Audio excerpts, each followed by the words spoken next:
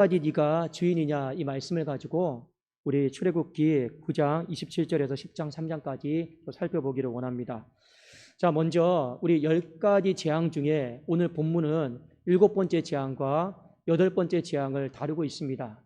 자, 7번째 재앙은 이제 우박이 하늘에서 이 불처럼 내리는 재앙이고, 그 다음에 8번째 재앙은 이 메뚜기 떼들이 애굽의 온 전역을 다 뒤덮는 그런 재앙입니다. 그런데 오늘 성경은 분명히 한 가지 사실을 짚고 넘어갑니다. 이 재앙이 누구 때문에 일어났느냐?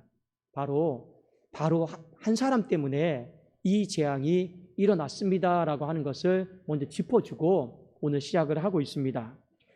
바로 왕, 이 바로 한 사람이 회개하지 않음으로 말미암아 재앙이 시작이 되었고, 이 바로가 회개하지 않음으로 말미암아 이 재앙이 끝이 보이지가 않게 되었다라는 것이죠.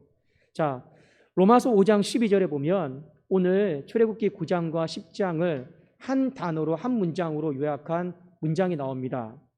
그러므로 한 사람으로 말미암아 죄가 세상에 들어오고, 애굽도 마찬가지예요.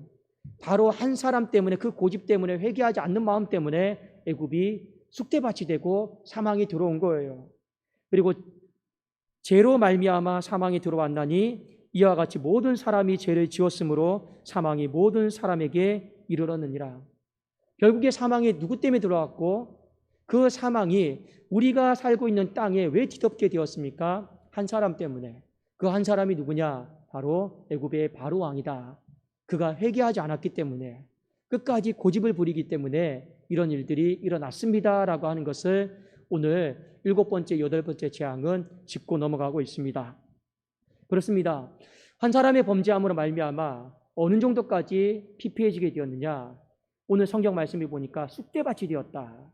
그렇게 표현을 하고 있습니다. 출애굽기 10장 6절과 7절을 제가 한번 읽어드리겠습니다. 또 내 집들과 내 모든 신하의 집들과 모든 애굽 사람의 집들에 가득하리니 이는 내 아버지와 내 조상이 이 땅에 있었던 그날로부터 오늘까지 보지 못하였던 것이리라 하셨다 하고, 돌이켜 바로에게서 나오니 바로의 신하들이 그에게 말하되 어느 때까지 이 사람이 우리의 함정이 되리이까? 그 사람들을 보내어 그들의 하나님 여호와를 섬기게 하소서. 왕은 아직도 애굽이 망한 줄을 알지 못하십니까? 지금 옆에서 신하들이 이야기하는 거예요.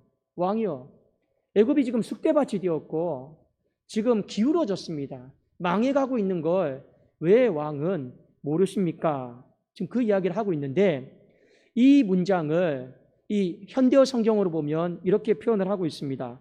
왕은 어찌하여 애굽이 이렇게 처참하게 쓰러져 가는 꼴을 모른 채 하십니까? 이 모른 채 하다라고 표현을 하고 있습니다. 결국에는 이 신하들이 이 바로가 무서워서 직접적으로 회개하라라고 말은 못하지만 이 상황을 모른 채 하지 말라라는 거죠. 모른 채 하지 않기 위해서는 결국에는 어떻게 해야 됩니까? 바로가 고집을 내려놔야 돼요. 바로가 하나님 앞에서 회개를 해야 되는 것입니다. 지금 신하들조차도 왕에게 이 애굽의 전역이 쑥대밭이 되고 망해가는 상황을 보고 제발 좀 회개하십시오.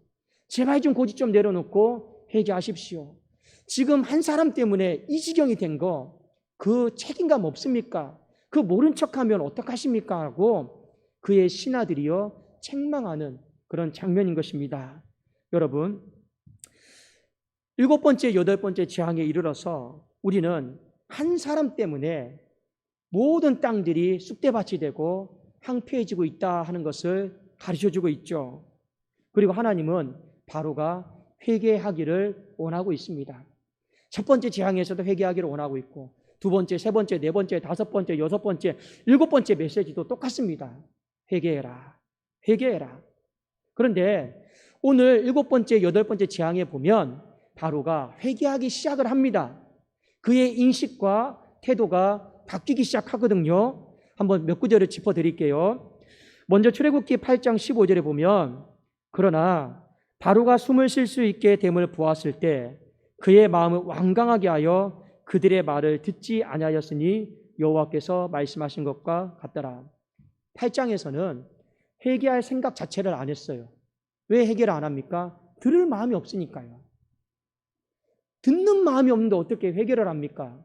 말씀이 내 안에 들려야지 해결을 하지, 들리지 않는데 어떻게 해결을 합니까? 그러니까 8장에서는 그냥 듣는 마음이 없었으니까 그냥 안 듣겠다. 해결가 안 되는 거예요. 그러다가 오늘 9장, 10장에 넘어와서 바로가 비로소 내가 잘못했다, 내가 범죄했다, 이 회개하는 장면이 나옵니다. 자, 먼저 바로가 내가 잘못했습니다, 내가 범죄했습니다, 이 고백은 쉬운 고백은 아니에요. 왜 그러느냐? 당시 애굽이다라고 하는 나라가 어마어마한 강대국이었습니다. 그리고 보통 바로를 파라오라고 부르죠. 이 파라오는 태양신의 아들, 신의 아들이다라고 하는 뜻을 갖고 있어요. 그 자신은 신과 동급이에요. 여러분, 신은 잘못하는 일이 없죠. 신은 어떤 죄를 범하지 않습니다.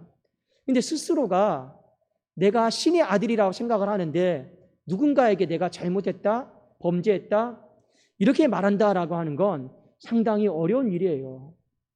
우리 사람과의 관계도 마찬가지입니다. 어떤 사람은 굉장히 자존심이 세요. 자존심이 세서 평생을 살아가면서 누구에게 한 번도 사과 안 한 사람도 있어요. 사과를 할 줄은 몰라요. 왜요? 자존심 때문에. 자존심 때문에 우리의 인생도 내가 하나님 앞에 잘못했다, 누군가에게 사과하는 거 상당히 어려워하는 사람들 많이 있습니다. 그런데 이 바로가 지금 신의 아들이에요. 그 사람이 지금 내가 잘못했다, 범죄했다, 이것은 정말로 우리가 좋게 생각하면 많이 내려놓은 거예요. 많이 내려놓고 회개 기도를 한 것입니다. 그런데 우리는 바로를 좋게 봐주고 싶지만 하나님은 이 바로를 좋게 보지 않았습니다. 오히려 단호하게 하나님은 말씀하셨습니다. 뭐라고 말씀하셨느냐? 출애굽기 9장 17절에 보니까 네가 여전히 내 백성 앞에 교만하여 그들을 보내지 아니하느냐. 하나님은 바로에게 뭐라 말씀하셨냐면 여전히 너는 교만하다. 하나님이 보는 관점이에요. 이건 7번째 재앙인 우박의 재앙을 내리기 전에 하신 말씀이에요. 너 교만하다라고 하나님 지적하셨으니까. 그 다음에 출애굽기 10장 3절에 보니까 모세와 아론이 바로에게 들어가서 그에게 이르되 히브리 사람이 하나님 여호와께서 말씀하시기를 네가 어느 때까지 내 앞에 겸비하지 아니하겠느냐. 내 백성을 보내라. 그들이 나를 섬길 것이라. 이건 8번째 재앙, 메뚜기 재앙을 내리기 전에 하나님이 하신 말씀이에요.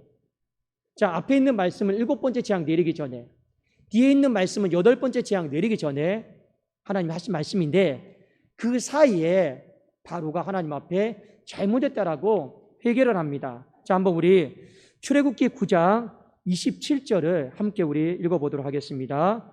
9장 27절입니다. 시작.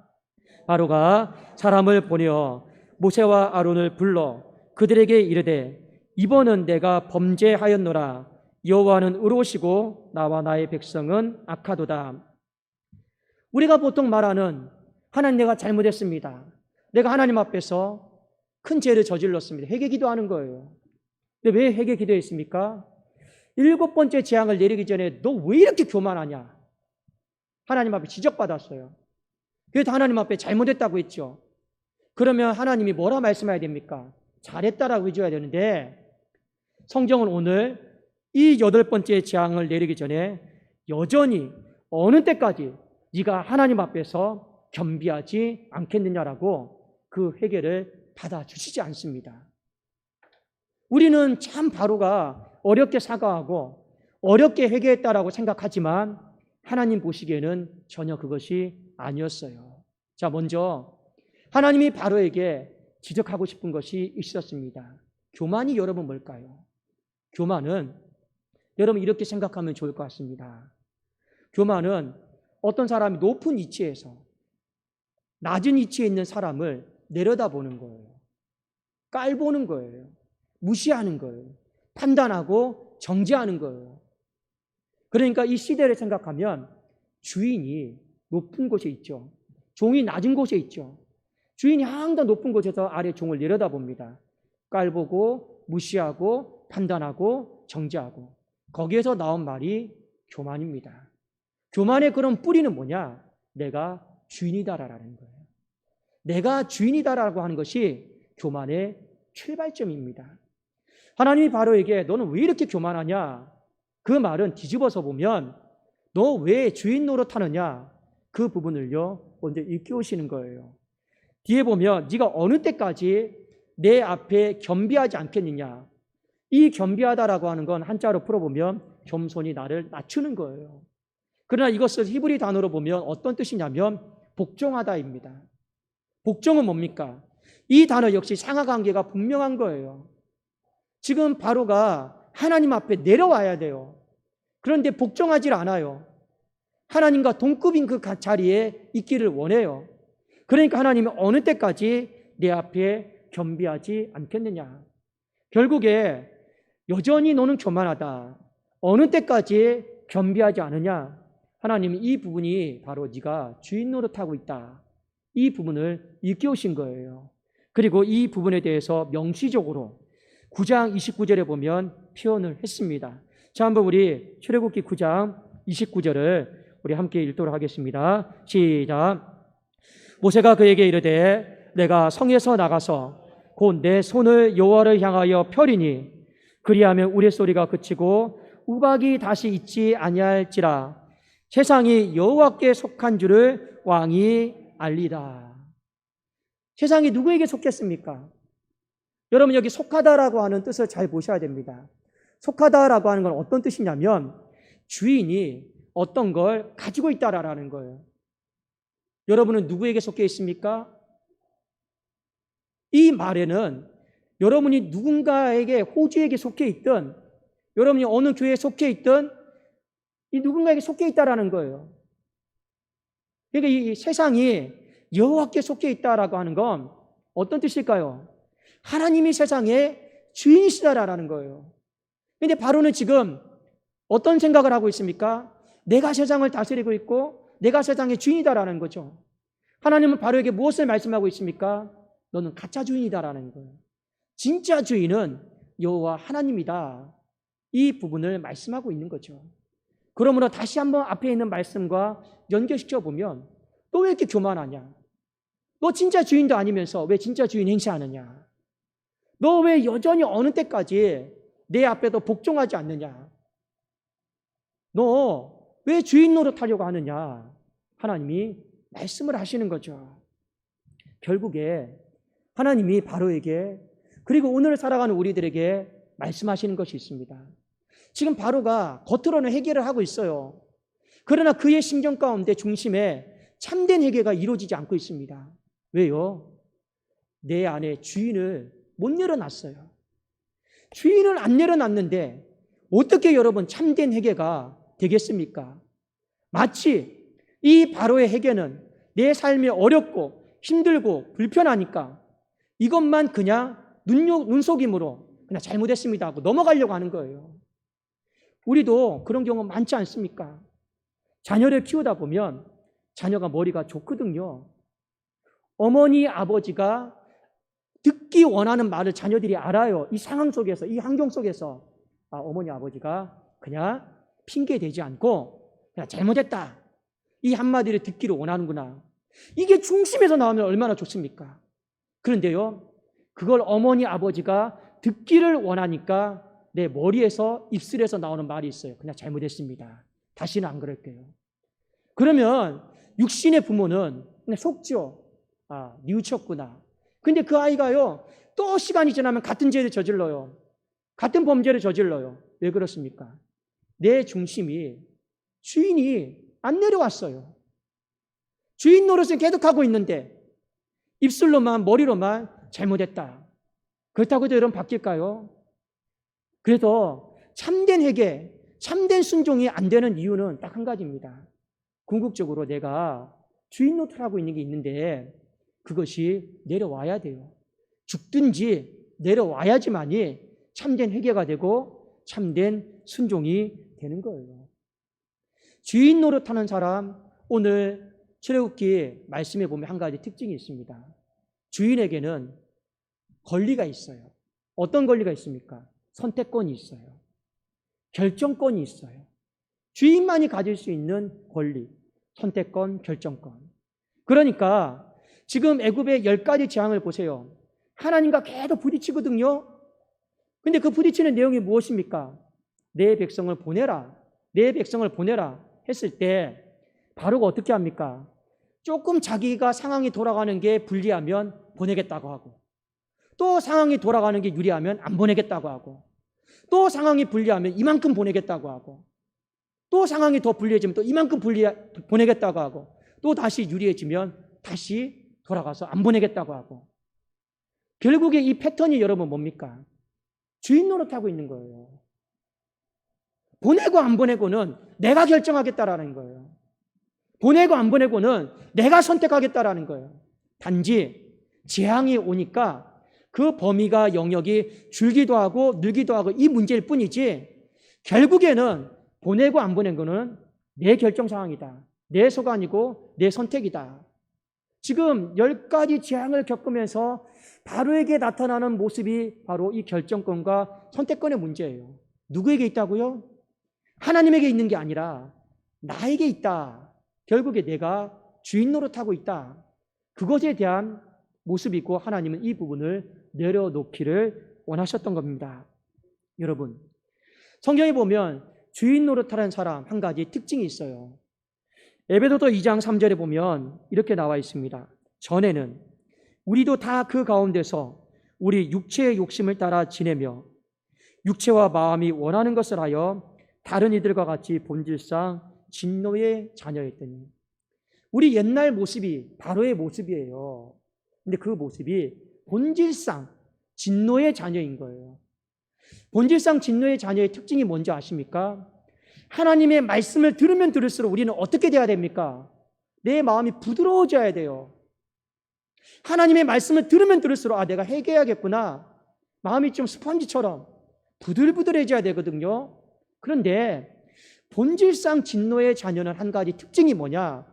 말씀을 들으면 들을수록 마음이 강팍해진다라는 거예요. 희한하죠? 말씀을 들으면 들을수록 마음이 강팍해져요. 성경의 10가지 재앙을 보세요. 하나님을 회개하라. 바로의 마음이 강팍해졌습니다. 바로의 마음이 완강해졌습니다. 말씀하실 때마다 강팍해졌다, 완강해졌다. 왜 이런 일이 벌어질까요? 이유는 딱 한 가지입니다. 본질상 진노의 자녀니까 그래요. 그런데 그 본질상 진노의 자녀가 왜 뿌리가 뭐냐라는 거예요. 오늘 성경에 나와 있잖아요. 육체와 마음이 원하는 것을 하여. 본질상 진노의 자녀의 특징이 뭐냐? 내가 주인 노릇하고 있는 거예요. 내가 주인인데 누구 말을 듣습니까? 그렇지 않습니까? 여러분, 고대 근동지방이나 신약 성경에 쓰였던 그 주인이 있고 종이 있고 노예 시대 있죠? 그 시대를 한번 잘 생각해 보세요. 육체와 마음이 원하는 것을 할 수 있는 유일한 한 사람이 있어요. 주인만 할 수 있어요. 주인만이 내 육체와 마음이 원하는 것을 하지, 감히 종이 육체와 마음이 원하는 것을 실행에 다 옮길 수 있을까요? 옮길 수가 없어요. 결국에 뭐냐? 육체와 마음이 원하는 것을 한다. 이게 본질상 진노의 자녀죠. 내 안에 바로 주인 노릇하고 있기 때문에 말씀을 들으면 들을수록 내가 깨어지고 부서지는 게 아니라 어떤 사태가 벌어지는 겁니까? 마음이 강팍해지고 완강해지는 거예요. 여러분, 그래서 성경은 우리에게 이 한 가지를 조심하라고 합니다. 주인 노릇 하지 마라. 주인 노릇은 여러분 다른 게 아니에요.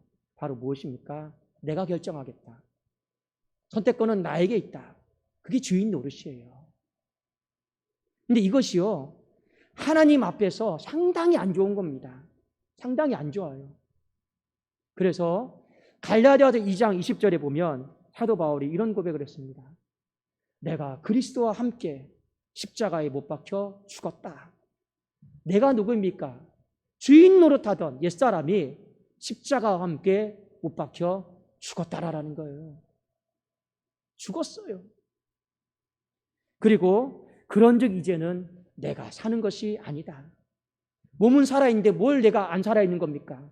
더 이상 내가 주인 노릇하지 않겠습니다. 왜요? 십자가에 못 박혀 죽었으니까요. 그리고 오직 내 안에 그리스도께서 사신 것이라. 내가 주인이 아니고 내 안에 새로운 주인이 있다라는 거예요. 그분이 누구이십니까? 바로 그리스도 예수이십니다. 그러니까 바울이 이렇게 고백하죠. 이제 내가 육체 가운데 사는 것은 나를 사랑하사 나를 위하여 자기 자신을 버리신 하나님의 아들을 믿는 믿음 안에서 나는 살겠노라.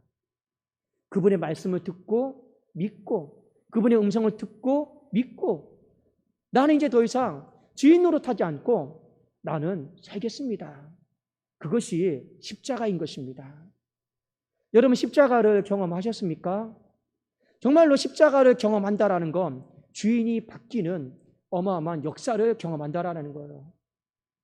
하나님은 바로가 십자가를 경험하기를 원했습니다. 그래도 그 뒤에 유월절 사건이 나오죠. 그 유월절 사건을 경험하고 난 뒤에 비로소 인생의 주가 내가 아니고 여호와 하나님이시구나. 근데 그때 늦었어요. 이미 잃을 걸 다 잃어버렸으니까요. 그러나 하나님은 우리에게 분명히 말씀하고 있습니다. 다 잃어버리기 전에 빨리 신속히 그 주인의 자리에서 내려와라. 그리고 새로운 주인을 받아들여라. 더 이상 주인 노릇 하지 마라. 그래서 우리가 기도하는 것 아니겠습니까? 여러분 기도는 왜 할까요? 힘들고 어려우니까 하는 게 기도 아닙니다. 기도는 가장 기본적인 것이 하나님의 뜻을 여쭤보는 거예요. 하나님, 이렇게 해도 되겠습니까? 내가 이런 결정을 해야 될 것이 있는데 하나님 생각은 어떻습니까? 그 결정권과 선택권을 기도하면서 하나님께 양도해 드리는 거예요. 기도는 무엇입니까? 주님의 주인 되심을 인정하는 가장 기본적인 경건의 행동입니다. 주님의 주인 되심을 인정하면 반드시 말씀을 보게 되어 있습니다. 말씀을 가까이 하게 되어 있어요. 왜요? 내 생각대로 안 살겠다라고 하는 표현이잖아요. 당신의 생각, 주인의 생각대로 내가 방향을 잡고 살겠다라고 하는 거잖아요. 그러니까 여러분의 삶 가운데 십자가를 경험하고 정말로 인생의 주인이 내가 아니고 하나님이심을 인정한다라면 반드시 우리의 삶 가운데 말씀과 기도는 뗄래야 뗄 수가 없어요. 안고 살아야 돼요. 왜요? 그래도 그것이 가장 기본적으로 주님의 주되심을 인정하는 기본이기 때문에 그렇습니다. 말은 십자가를 경험하고 말은 주님의 주되심을 내가 인정한다고 하지만 머리로 인정하면서도 내 삶 속에 말씀이 없고 기도가 없다라면 그건 우리가 정말 십자가를 경험하고 내가 주님의 주되심을 인정하고 있는가는 다시 한번 곰곰이 생각해 봐야 될 문제가 아닐까요? 하나님은 바로에게 분명히 말씀하셨습니다. 회개는 하고 있는데 여전히 너는 교만하다. 회개는 하고 있는데 어느 때까지 내 앞에서 겸비하지 않겠느냐. 언제까지 어느 때까지 또 주인 노릇하면서 살려고 하느냐. 이 부분을 말씀한 거예요. 근데 문제는 우리 안에 너무 주인 노릇하려고 하는 이 마음으로 똘똘 뭉쳐있다라는 겁니다. 심지어 예수님의 공생의 3년 기간 동안 예수님이 이제 십자가지로 올라가셔요. 이제 얼마 있으면 십자가지로 올라가십니다. 근데 제자들이요 이런 이야기를 합니다.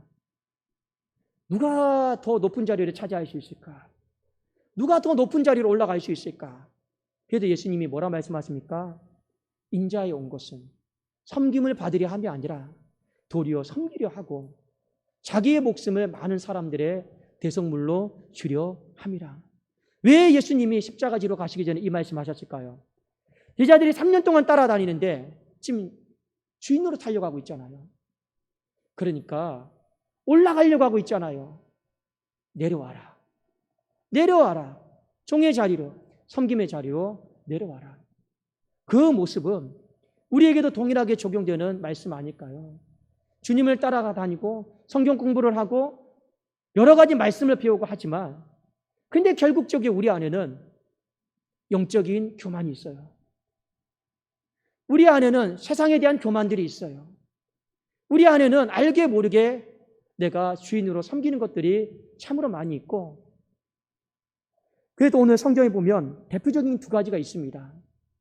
우리가 쉽게 주인 노릇할 수 있는 거 두 가지를 좀 알려드릴게요. 그 가장 첫 번째가 무엇이냐면 시간입니다.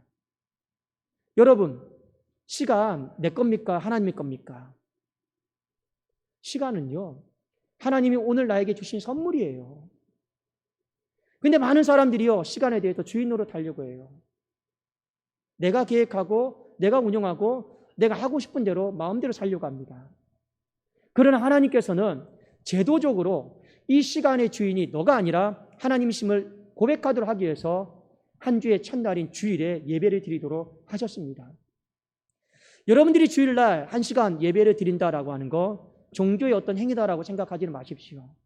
이것은 가장 기본적인 뜻이 있습니다. 시간에 대해서 내가 주인 노릇하지 않겠고, 시간의 주인은 하나님이시다라고 하는 믿음의 고백이에요. 이 시간은요. 그러나 하나님은 이 믿음의 고백이 이 한 주의 첫날만 있기를 원하느냐? 매일매일의 삶 가운데 있기를 원해요. 그래서 마태복음 6장 33절에 너희는 먼저 그의 나라와 그의 의를 구하라. 우리 바쁘잖아요. 먹을 거, 입을 거, 마실 걸 위해서 밤늦게까지 야근하고 해야 될 일들이 참 많아요. 근데 하나님은 먼저 시간에 대해서 결정권, 선택권 하나님 앞에 먼저 드리라. 하나님, 내게 오늘 25시간도 아니고 30시간도 아니고 모두에게 똑같이 주어진 24시간인데 하나님, 이 시간 어떻게 사용하면 좋겠습니까? 이 시간을 어떻게 하나님 앞에 더 드리면 좋겠습니까? 하나님 앞에 물어보라라는 거죠. 특별히 우리 부모님들은요, 자녀들 양육을 잘 하셔야 됩니다. 자녀들에게 우리에게는 모두 다 24시간이 있다. 그럼에도 불구하고 시간의 주인은 하나님이시다. 그러므로 너가 아무리 공부하기에 바빠도, 친구 만나기에 바빠도, 어디 가고 싶은 곳이 있어도 시간에 대해서 주인 노릇하는 것은 조심해야 된다. 그건 어릴 때부터요, 기가 닳도록요, 훈계하고 바르게 하고 가르쳐야 될 부분이에요. 그거 안 해놓으면요, 나중에 시간 다 내 건지 알아요. 내 마음대로 운영하는 줄 알아요. 그러나 우리가 인생 가운데 시간의 주인이 내가 아니고 하나님이심을, 하나님이 주인 노릇하심을 인정한다라면 우리는 한 가지 유익한 영적인 경험을 할 수가 있습니다. 그것은 무엇이냐? 시간의 창조자를 경험할 수가 있어요. 성경에 보면 베드로 전후서에 하나님이 이렇게 말씀하셨습니다. 하나님에게는 하루가 1000년 같고 1000년이 하루 같다 하는 이 말씀을 기억하여야 할지니라 했습니다. 이 말씀의 의미는 하나님은 시간의 창조자라는 거예요. 1000년도 하루처럼 만들 수 있고 하루도 1000년처럼 만들 수 있는 분이 바로 시간의 창조자입니다. 우리의 삶에 이 말씀을 어떻게 적용할 수 있을까요? 우리가 인생을 살다 보면 이런 경우가 있죠. 어떤 문제 앞에 섰어요. 머리를 싸매고 있어요. 풀리지 않아서.